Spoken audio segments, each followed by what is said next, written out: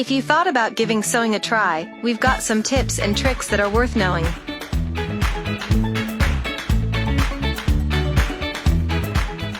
Whether it is for aesthetic or repairing purposes, we've got your back. Let's learn how to embroider a butterfly in your clothes. If you follow these steps, you'll do it in no time. Wow, how good does that look? Off to another one. It looks quite easy to follow, and we're quite curious to see the end result of this.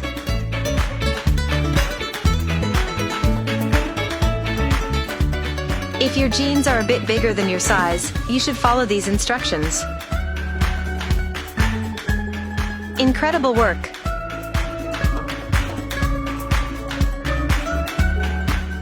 Let's modify this one now.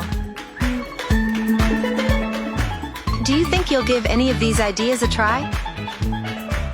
Looking super cute. This one goes for whenever your clothes have a hole in them. Turn the hole into a leaf instead.